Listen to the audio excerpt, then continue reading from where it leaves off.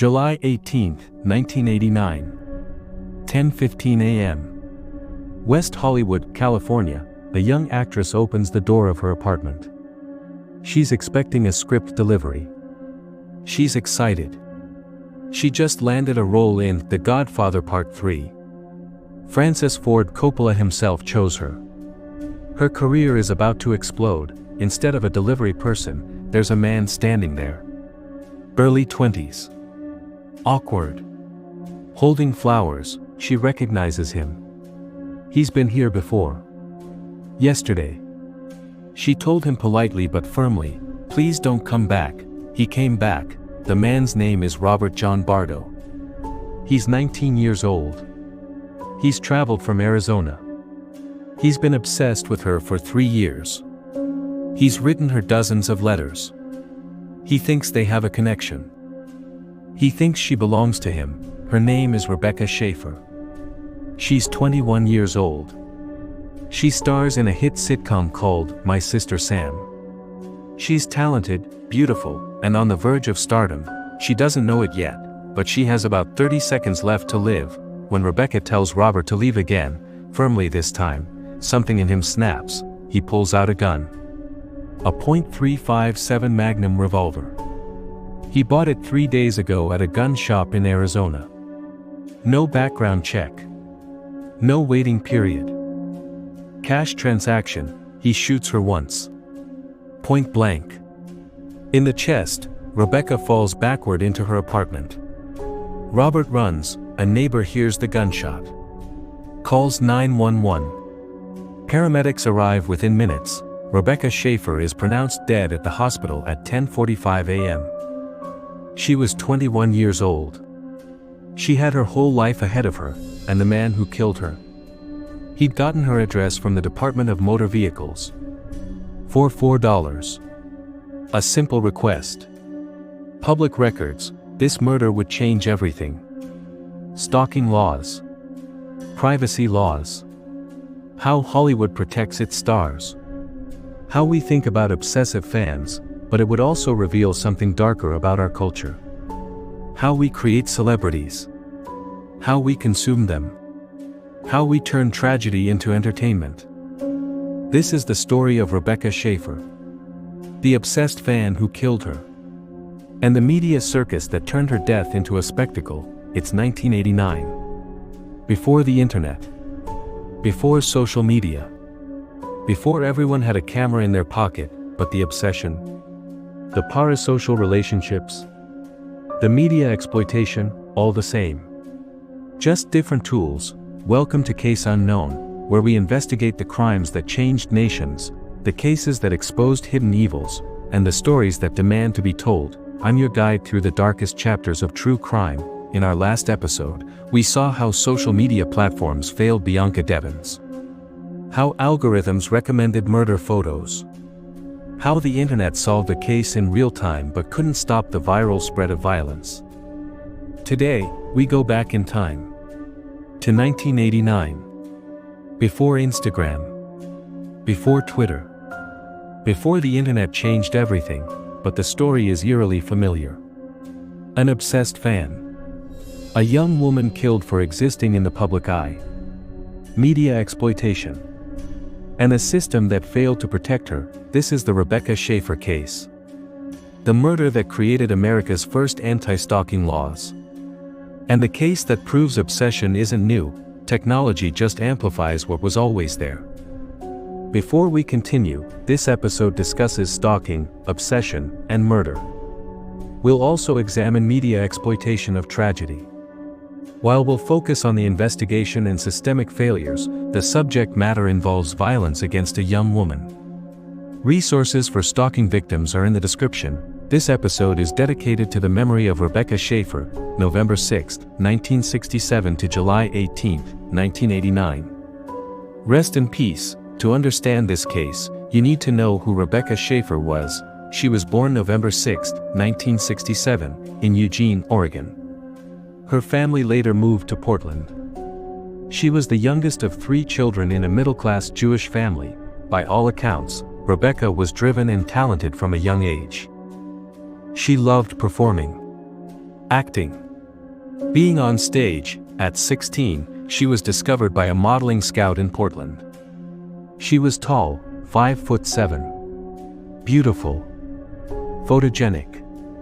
She started modeling locally. Then she made a bold decision. She moved to New York City. Alone. At 16 years old. To pursue modeling and acting, think about that. 16. In New York. In the early 1980s. That takes courage. Ambition. Determination. Rebecca worked. She modeled for magazines. She took acting classes. She auditioned relentlessly. She was serious about her craft. In 1986, she got her break. She was cast in a new sitcom for CBS called My Sister Sam. The show was about two sisters, one responsible, one free-spirited, living together in San Francisco. Rebecca played Patty Russell, the younger sister. The show aired opposite The Cosby Show, one of the biggest hits on television. Despite the tough competition, My Sister Sam found an audience. It ran for 2 seasons. Rebecca became a recognizable face. Not a megastar, but a rising star. The kind of actress people smiled at when they recognized her. She was good. Critics noticed. She was nominated for awards. She was getting movie offers, and in 1989, she landed the role that would change her life. Or should have. Francis Ford Coppola was casting The Godfather Part 3. He wanted Rebecca for a role, the daughter of Andy Garcia's character. It wasn't the lead, but it was The Godfather. Working with Coppola. Opposite Al Pacino, this was it. Her career was about to explode. Rebecca was thrilled. She'd worked so hard. Sacrificed so much. And it was paying off. But while Rebecca was building her career, someone else was building an obsession. Robert John Bardo was born January 2, 1970, in Tucson, Arizona. 3 years younger than Rebecca, his childhood was troubled. He came from a broken home. His parents divorced when he was young. He struggled in school. Socially isolated. Bullied, he had mental health issues. He'd been diagnosed with various disorders over the years. He'd been in and out of therapy.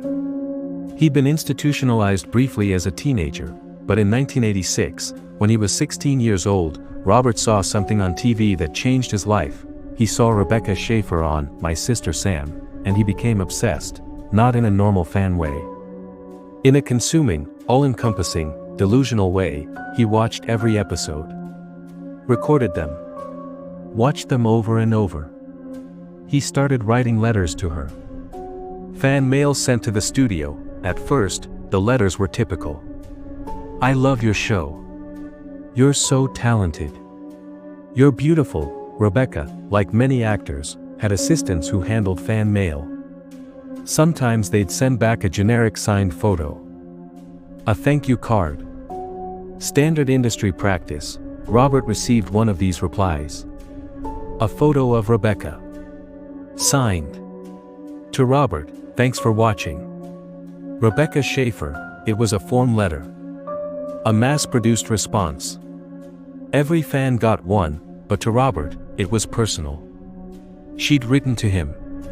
She knew who he was. They had a connection. He wrote more letters. Dozens of them. The tone started to shift. More intense. More personal. More demanding. Why haven't you written back? I know we're meant to be together. You're the only one who understands me. The letters were forwarded to Rebecca. Her team started to worry. These weren't normal fan letters. These were concerning, but what could they do? Fans write weird letters sometimes. As long as he wasn't threatening violence, there was nothing illegal about it. Robert became more bold. He started showing up at the CBS studio where My Sister Sam was filmed. Trying to get in. Security turned him away. He showed up at a restaurant where he heard Rebecca would be dining. She wasn't there. He left angry. In 1987, he actually made it onto the studio lot during filming. He approached Rebecca directly. She was kind but firm. She thanked him for his support but told him he couldn't be there. Security escorted him out. That rejection stung. But Robert didn't give up. He was convinced Rebecca loved him.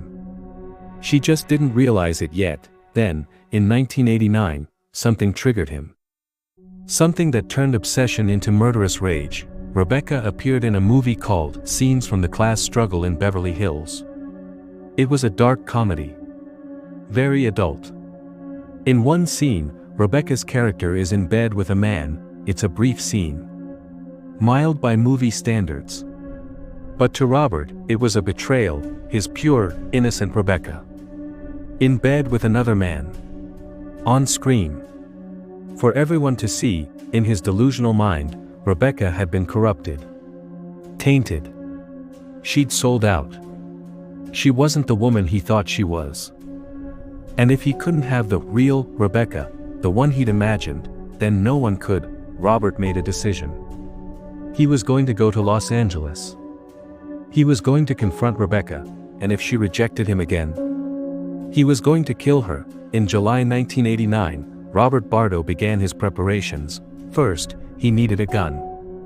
In Arizona, where he lived, this was easy. He was 19 years old. No criminal record. No documented mental health holds. His previous institutionalization hadn't created a disqualifying record. On July 15, 1989, he walked into a gun shop in Tucson. He bought a .357 Magnum revolver. He paid cash. No background check required. No waiting period. He walked out with the gun the same day. Next, he needed Rebecca's address. He'd tried before and failed. But this time, he had a new strategy. He hired a private investigator. Specifically, he paid for a service that accessed Department of Motor Vehicles records. For $4, the investigator provided Robert with Rebecca Schaeffer's home address. Legally. From public records, 665 North Sweetser Avenue, Apartment 5, West Hollywood, Robert had everything he needed. On July 17, 1989, Robert took a bus from Tucson to Los Angeles. He carried the gun in his backpack. Loaded. He also brought a copy of The Catcher in the Rye, the novel about alienation and phoniness. The same book Mark David Chapman was carrying when he killed John Lennon in 1980. Robert checked into a cheap motel near Rebecca's apartment. He rehearsed what he'd say. How he'd approach her. He was nervous. Excited. Determined. On the morning of July 18th, Robert bought flowers at a local shop. Yellow roses. He wanted to seem friendly.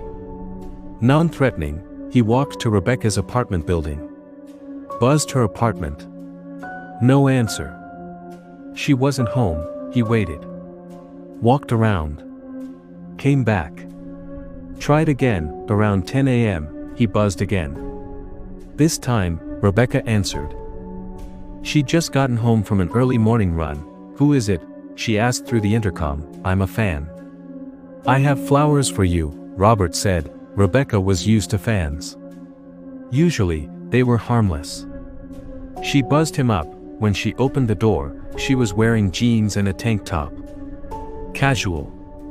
She was friendly but cautious. She thanked him for the flowers. She accepted them politely, but she didn't invite him in.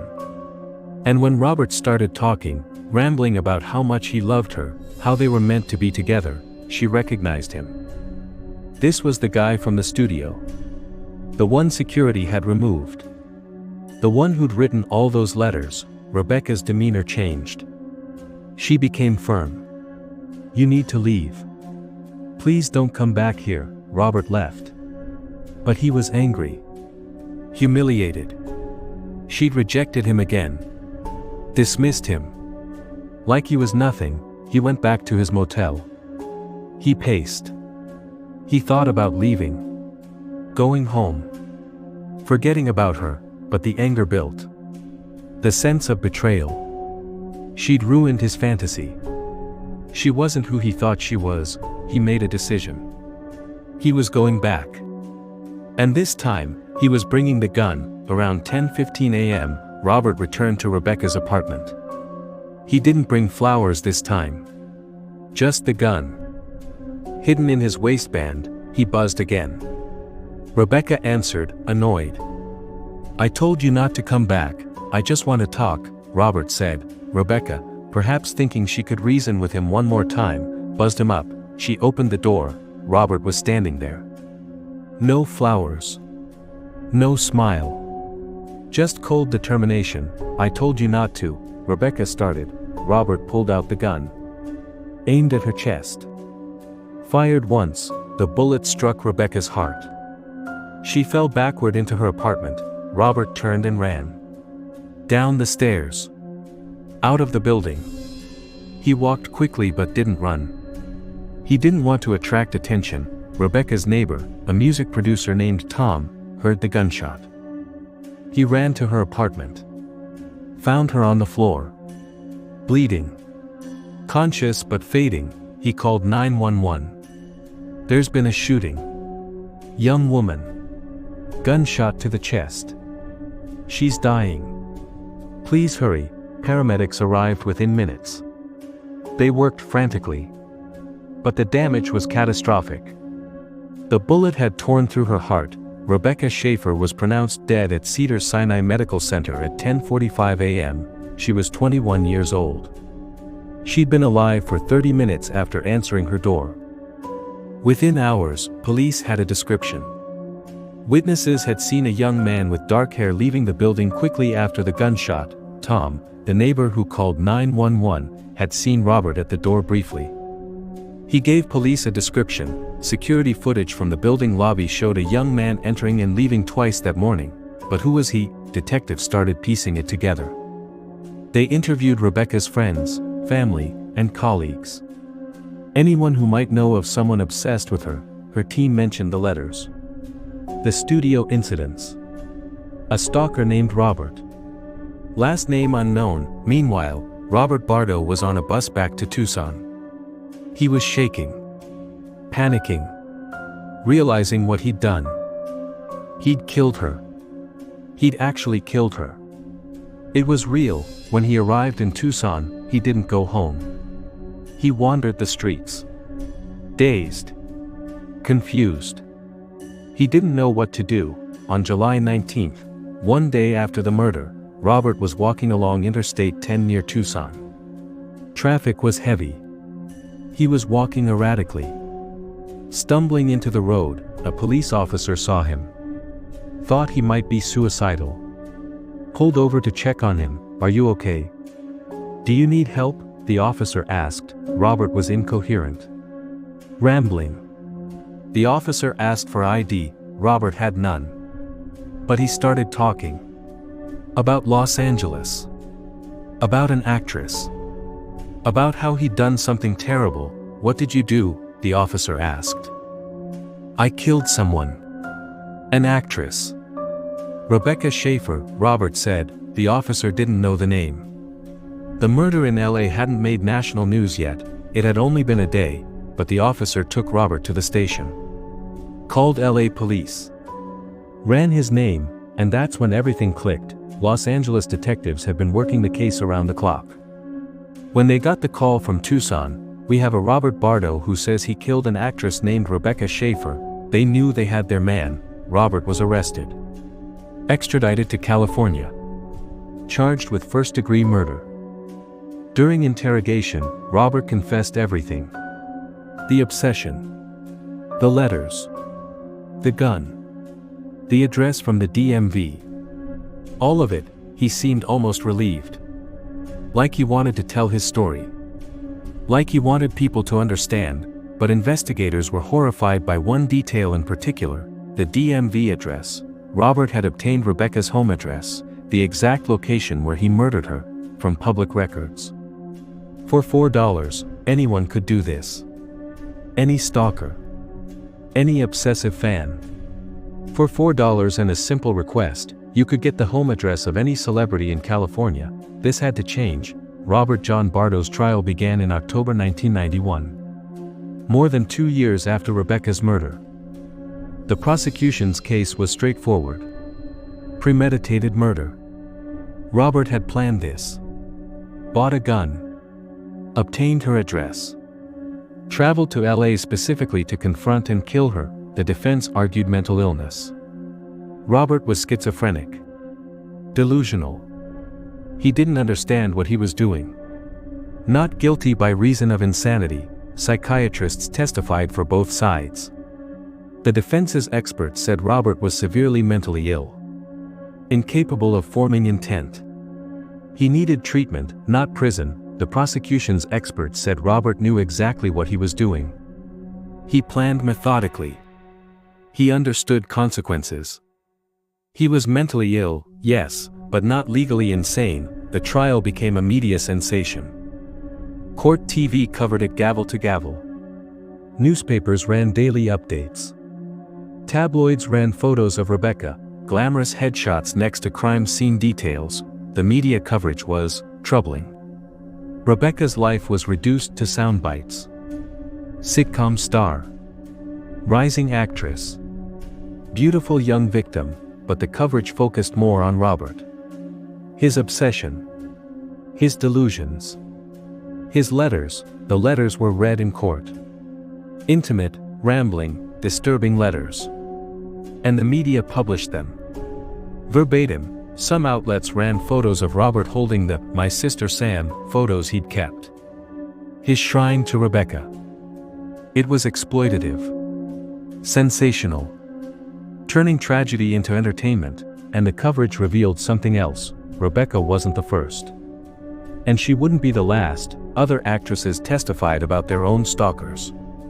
Teresa Saldana, an actress who'd been stabbed by an obsessed fan in 1982, testified about her experience. She'd survived. But barely. The trial revealed a pattern. Celebrities, especially women, lived in constant fear of obsessive fans. But the system offered them no real protection. On October 29, 1991, the jury returned their verdict, guilty. First-degree murder. Robert showed no emotion. The judge sentenced him to life in prison without the possibility of parole. Robert John Bardo, now 21 years old, would spend the rest of his life behind bars. He's currently incarcerated at Mule Creek State Prison in California. He's 54 years old now.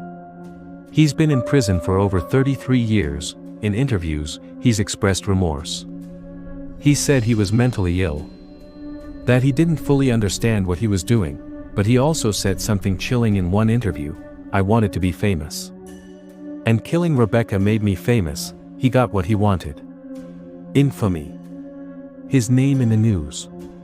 Forever linked to hers, Rebecca Schaeffer's murder changed American law in profound ways. First, stalking laws. Before 1990, stalking wasn't a crime in most states. You could follow someone, harass them, show up at their home repeatedly. And unless you made a direct threat or committed assault, police couldn't do much. In 1990, California passed the first anti-stalking law in the United States. It made stalking, persistent harassment that causes fear, a criminal offense. Other states followed. By 1993, all 50 states had anti-stalking laws. Rebecca's murder was the catalyst. Second, DMV privacy. The fact that Robert obtained Rebecca's address from the DMV for $4 horrified lawmakers and the public. In 1994, Congress passed the Driver's Privacy Protection Act. It restricted access to DMV records. Personal addresses could no longer be freely obtained. Celebrities, law enforcement, victims of domestic violence, their information was protected. This law came too late for Rebecca. But it protected countless others. Third, Hollywood security. After Rebecca's murder, studios and talent agencies completely overhauled how they handled fan mail, celebrity addresses, and security. Public addresses were replaced with P.O. boxes and management company addresses. Fan mail was screened more carefully. Studios hired threat assessment experts. The casual relationship between celebrities and fans, the idea that stars were accessible, available, fundamentally changed. Rebecca's murder marked the end of an era. The end of innocence in how we thought about fame, but it also revealed something else. Something we're still grappling with today. The media turned Rebecca's murder into entertainment. Her death became a story to consume, a trial to watch, a tragedy to discuss over dinner. Tabloids ran photos. TV shows did reenactments. Books were written, and the obsession that killed Rebecca? The parasocial relationships? The sense that fans are entitled to celebrities, that didn't change. It just evolved. Got amplified by new technology. In our last episode, we talked about Bianca Devins, killed by an obsessed follower in 2019. He felt entitled to her because she shared her life online. Today, we talked about Rebecca Schaeffer, killed by an obsessed fan in 1989. He felt entitled to her because he saw her on TV, 30 years apart. Different technology. Same pattern, the tools change. The obsession doesn't. Before social media, we had fan magazines, TV appearances, public addresses in the phone book. Now we have Instagram, TikTok, Discord. Platforms that create intimacy, that blur the lines between public and private, that make fans feel like friends. But the fundamental problem is the same. We create celebrities. We consume them. We feel entitled to them. And when they don't meet our fantasies, some people turn violent. Rebecca Schaeffer was 21 years old. She worked hard. She was talented. She was kind to her fans, even Robert, multiple times. She did everything right. And she was killed anyway, because the system failed her. The DMV gave away her address. Stalking wasn't a crime. Hollywood didn't take threats seriously. Mental illness wasn't treated. Her murder changed laws. But did it change culture? We still turn tragedy into entertainment. We still consume celebrities like products. We still enable obsessive fan culture. The difference is now it happens faster. More publicly. More virally. Rebecca's murder was exploited by tabloids and TV. Bianca's murder was exploited by algorithms and social media. The medium changed. The exploitation didn't. Rebecca Schaeffer's murder was a turning point. The moment America realized that fame comes with a price. And that price is often paid by the people we claim to love. This is Case Unknown, where we investigate not just crimes, but the systems that enable them. And the patterns that repeat across decades. If you've made it this far through our series, from the Nth Room to Bianca Devins to Rebecca Schaeffer, you've seen a pattern. Technology changes. Human nature doesn't. Obsession. Entitlement. Violence. Media exploitation. They've always been here. The internet just made them faster. More visible. More viral. Subscribe if you want to keep exploring these patterns. Keep asking uncomfortable questions. Keep investigating the cases that matter. Next episode on Case Unknown, we're going somewhere different. A heist. A mystery. And a question that's never been answered. Who was D.B. Cooper? Until then, remember, the unknown is only unknown until someone asks the right questions. Rest in peace, Rebecca Schaeffer. November 6, 1967 to July 18, 1989, this is Case Unknown.